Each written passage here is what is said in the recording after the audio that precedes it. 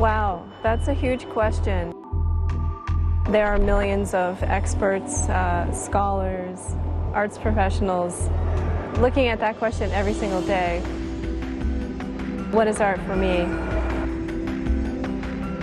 But I always think the most interesting answer is another question. I'm kind of Socratic in that way, where the exhibitions will provoke you, they will inspire you, and they will make you ask questions. And I think that's what's really important, is the learning process about what art means to you as an individual person standing in front of a piece of art.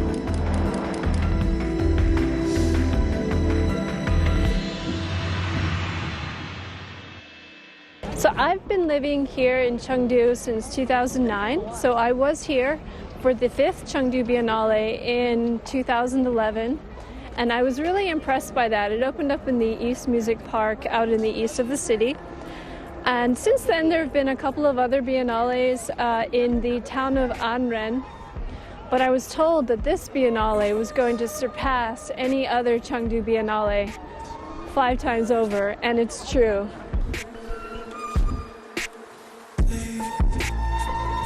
A biennale is not unlike an arts exhibition that you would see in a gallery or you would see in a museum. It's a question of scale. It requires huge international networks, huge interregional networks, and a very well-coordinated collaboration between arts professionals in these regions, in these countries. A biennale is a huge celebration. It's a conversation. So in this case, you have China engaging in dialogue with dozens of countries all over the world, and you have artworks from many countries. And it's wonderful to see a biennale of this scale here in Chengdu. Oh my God, this artist, who is this artist? Who did this piece? There doesn't need to be any more art after this artist. This artist has done it all, and done it all for the next 3,000 years. Oh, wow, look at this. Evokes one of the most important materials of Chinese culture, which is silk and the silkworm. An entire economy is based around the cultivation of silkworms, the making of silk, the export of silk, as in the Silk Roads, with the trade of silk. This is a wonderful piece. This biennale has 8 sectional exhibitions. It carries on 8 conversations at the same time. And they're all according to the theme of superfusion. What that's all about is that you're taking these binaries between domestic and international, traditional and contemporary, craft and fine art, nature and humanity. But this exhibition breaks down these binaries and then sees how they recombine.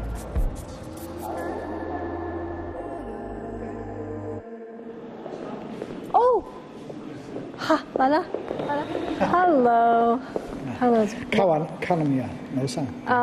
看了2个展览。你看了没有？你的还没？还没有。我们在等你。Okay. This is Lu Peng, the academic coordinator of the Chengdu Biennale, also was the curator of the 5th Chengdu Biennale in 2011. Lu Peng has represented the Chinese pavilion at the Venice Biennale a number of times. Okay. 这个美育贡献16个、17个美术学院，所以就在一起。哇，都是水院哦，我明白了。现在。So some teachers, some students. 哦。所以他们在一起，主要是想看一下整个艺术教育这一块今天的一个情况，能看到目前的这个全球的艺术教育的水准和情况。像这个是法国的老师。法国的老师。法国的艺术家。You understand? 它是 study of light and 这 color. 个水的深度，每5米它拍一张，每5米，但是随着这个深度不一样，它的颜色就发生了变化，知道吧？这样就可以来考察一下环境。环境，这就是关于环境的。这个是英国的。英国的。就是8个部分有一个美育贡献。不同的学校它就会有不同的教学方法，不同的艺术的态度，所以把它放在一起就能够去呼应这个策展人的这个主题，super vision。So what I started to do in 2011 was I started to publish articles internationally about Chengdu's art scene. I'd really like to write about what I'm seeing here. I think I could bring something to the international conversation, and they ate it up and they loved it. I always find that international audiences are really interested in what's happening here, not just because they don't know, but because it's authentically interesting. It's offering something very unique and different.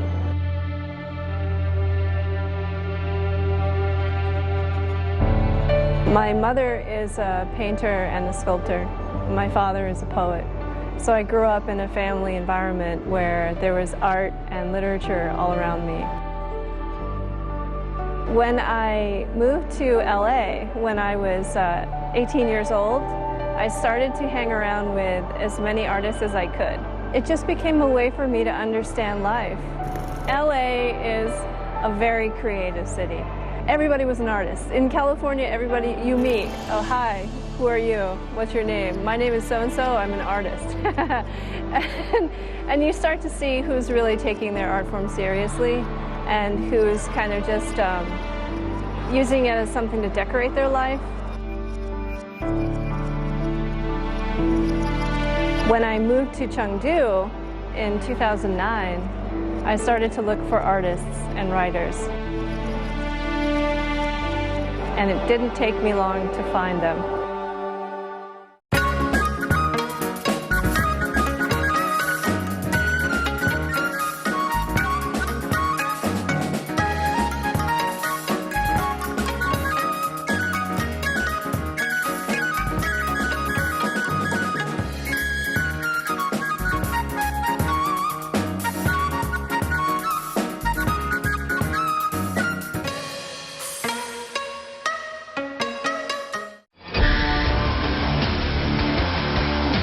我们这一次呢，下半场非常干净利落，跨队分组对抗。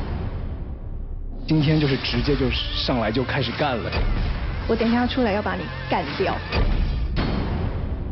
我是娜娜，我是杰杰，就可以多加分啊。没那么简单。如果你输给 Karen 了，你想好怎么跟娜姐说了吗？没想过，但我们没有赢啊，没有赢啊。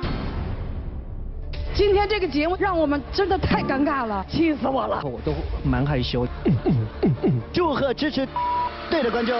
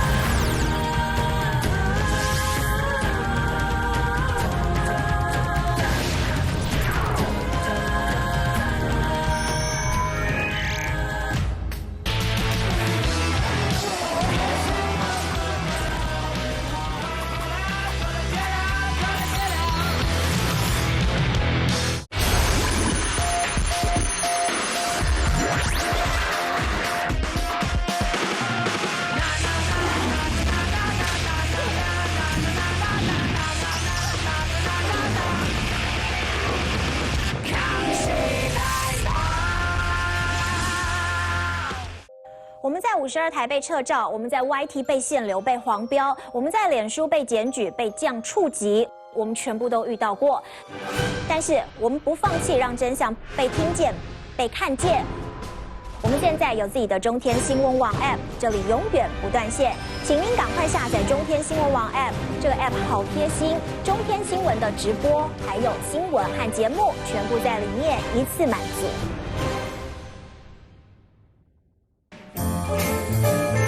5月份亚洲新心情。本月份天秤座的朋友们，请顺应自己的真心来处事，热情中懂得聆听，与人交流，才能够理清混乱的情况。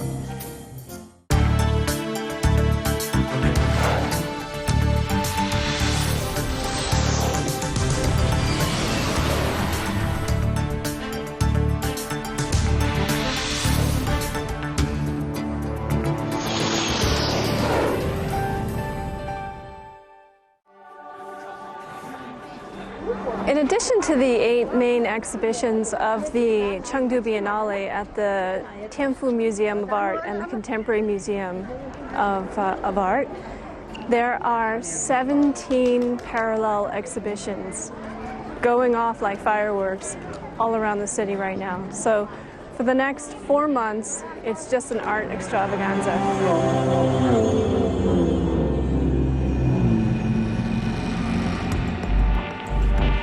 This exhibition is titled Still On, 尚在, and the name comes from a quotation by Marcel Duchamp.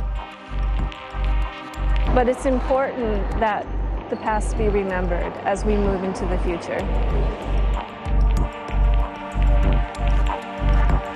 One of the most important things in our lives right now with all of us during the epidemic, we scroll through Instagram, WeChat, Facebook, what have you.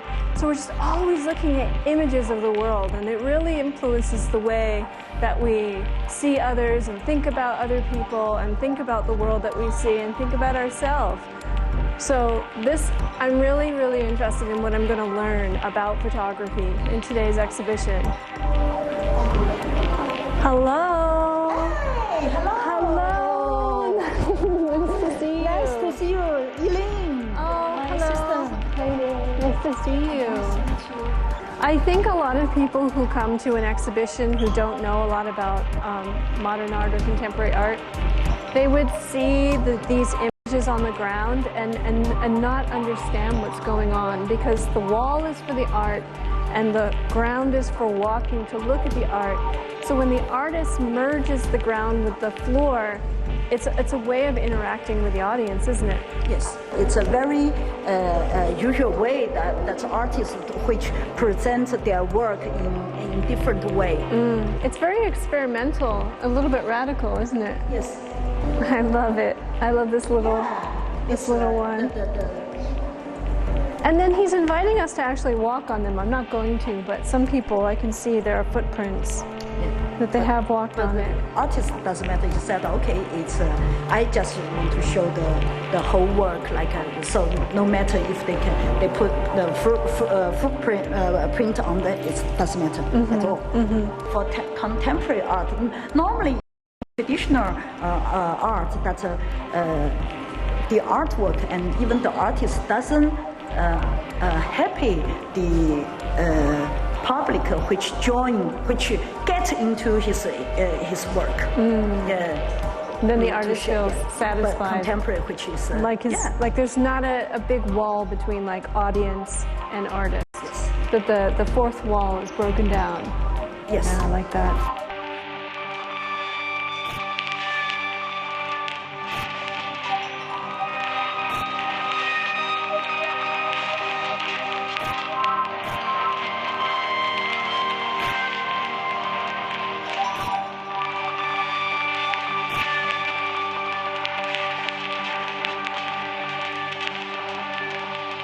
I've enjoyed seeing the work of Zhang Bin, one of the few very successful woman curators in China.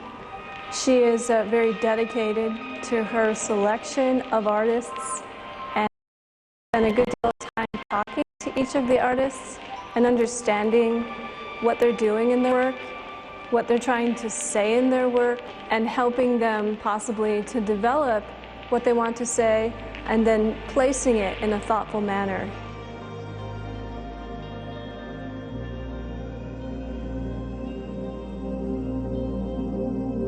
Chinese contemporary art has already made a lot of inroads throughout the world. There are so many artists like Xu Bing and Cai Guoqiang. But Southwest China art, that's really my shtick. That's what I'm really interested in bringing to the world. I had one large exhibition called Bad Exhibition Value in Art. I did bring 4 artists from Chengdu, He Gong and Li Yongzheng and Deng Le and Deng Xiao, all were very well-known artists here in Chengdu, came and contributed to our exhibition there near LA in Southern California. That was a lot of fun seeing how Chengdu artists interacted with LA artists and the kind of conversations they have and looking and comparing their art forms.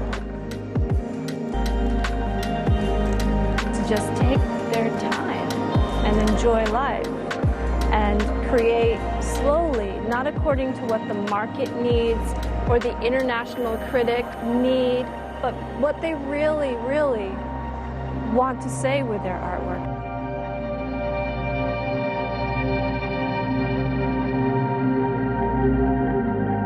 I want to bring them to exhibitions outside of China because I think that can actually bring a different message about Chinese culture and China as a country than we have been seeing in the West for the last 30 years. It's a unique contribution. It's subtle, it's nuanced, it's creative, and I think it deserves to have a platform.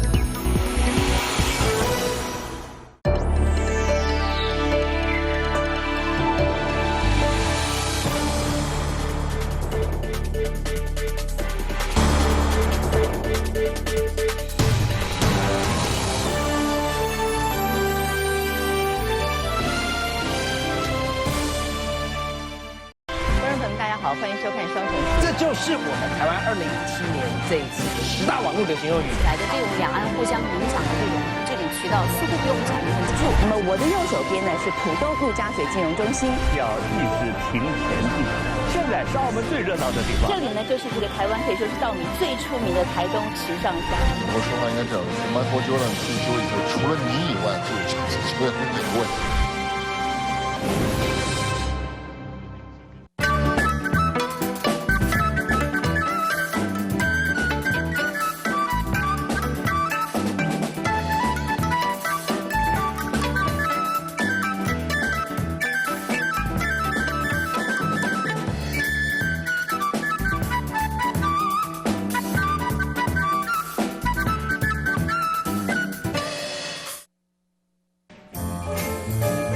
5月份亚洲新心情。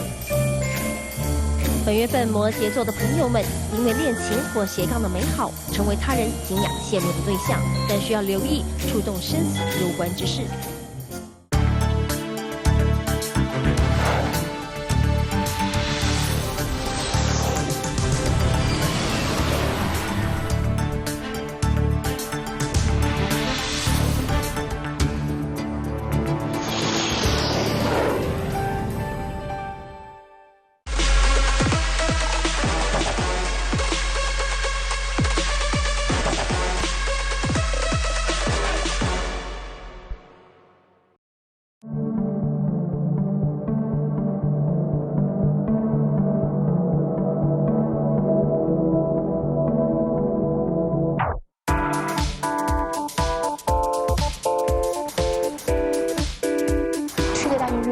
它是一个梦想开始的地方，就像这次的口号一样，成都成就梦想。它不仅是成就了运动员的梦想，它或许也能够成就媒体人的梦想。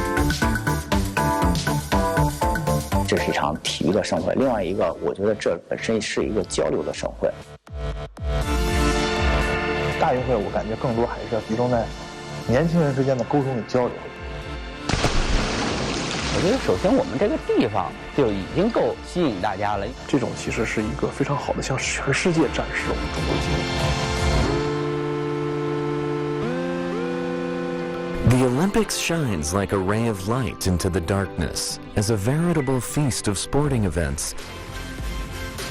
It is the most revered mecca for sports journalists. In 2021, at the Tokyo Olympics, China's largest sports newspaper, Titan Sports, owner of the 60-year-old authoritative media outlet, Zhibo.tv, sent multiple reporters to Tokyo to join the world in witnessing the Olympic Games.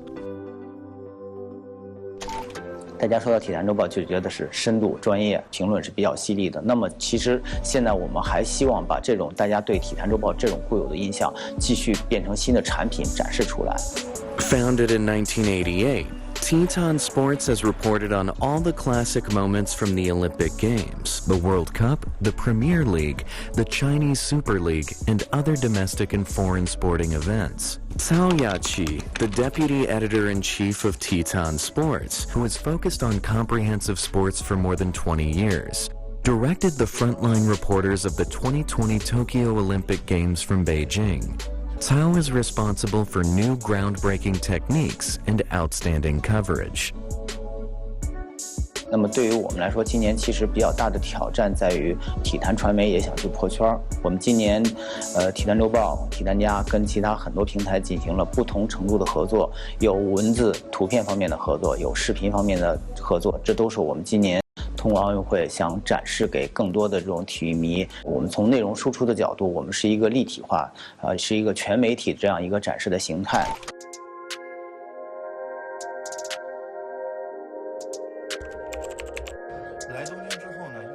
其实从85后开始，90后，包括现在00后，运动员们越来越善于表达自己，而且越来越善于在场上宣泄自己的情绪。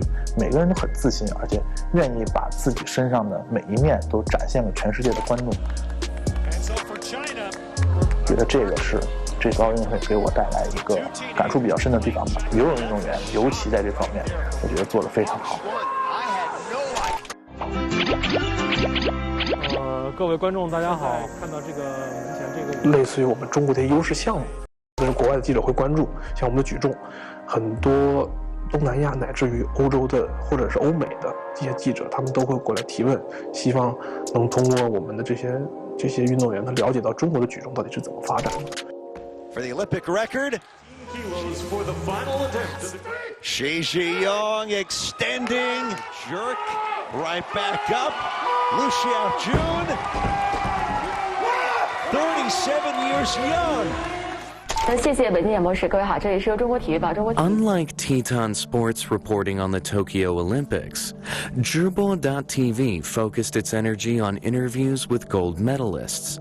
Relying on its own authoritative social media matrix, Zhibo.tv became the Olympic sports coverage of the national team. 我们是一共差不多去了30个人。我们在前方有一档节目叫做《王牌登陆》，主要就是邀请这些夺冠的、拿金牌的队员过来去做前方做节目。前几年出生的年轻的运动员杨倩，来欢迎杨倩给大家打个招呼。Hello， 大家好，我是杨倩。大家好，我是吴金玉。我热爱这个排球事业，基本上差不多都覆盖了各个项目，游泳汪顺、射击的杨倩，基本上我们都请过去了。这次在前方可能总共是采访了90多位运动员加领队教练员。杨倩，就当时在我看来，我会觉得，哎，好像是一个小妹妹。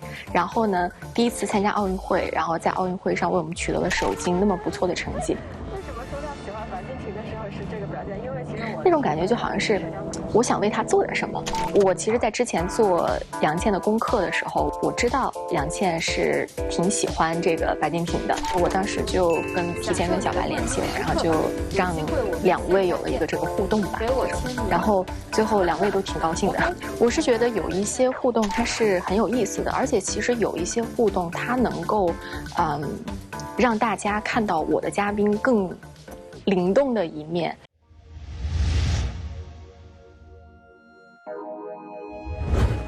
体育它本身是一个沟通交流、同场竞技这样一种大的氛围，那么就是其实成都在这方面，我觉得举办这样一个赛事就已经证明它有这样的想法。那么大运会上我们面临的又是更年轻的运动员。对吧？他们可能更有朝气，更活跃一些。那么他们带来的肯定，我觉得是一种就是面向未来的一种趋势。那么在这方面考虑，我觉得就是怎么吸引到全世界优秀这些大学生运动员来一起，就是把自己最好的一面展现出来。我觉得就是一方面是我们看到经济层面给我们带来哪些这种精彩的表演，让大家觉得哎，这是一场体育的盛会。另外一个，我觉得这本身是一个交流的盛会，因为对于年轻人来说聚在一起的话，他们除了这种场上比赛，那么生活中或者说在这个大运村里都会有很多的交流。那么既然都是大学生，那么对于不同的文化，对于这种知识方面的交流，也是一种必然吧。世界大学生运动会，它是一个梦想开始的地方，就像这次的口号一样，成都成就梦想。然后我们现在熟悉的很多的运动员，其实，他们的起点都是在大运会，比如说苏炳添，比如说这一次东京奥运会的我们开幕式的旗手赵帅，然后比如说，迷倒了很多人的清华跳高天才王宇等等。其实他们在过往的自己的职业生涯初期的时候，都是从大运会开始的。对，所以我觉得大运会它是一个成就梦想的地方，它不仅是成就了运动员的梦想，它或许也能够成就媒体人的梦想。所以如果有机会的话，我当然希望能去报道。我记得我刚上班的第1年的第一个大型赛事就是在深圳的大运会，然后到现在的明年的大运会，我觉得首先就是过了差不多10年的一个时间，现在这个短视频平台也好，新媒体平台也好，都很发达，然后可以让更多的人去关注到赛事去。我觉得首先我们这个地方就已经够吸引大家了。咱们这回，那我觉得不管是吃玩还是说是历史，都是一个很悠久的城市。我很期待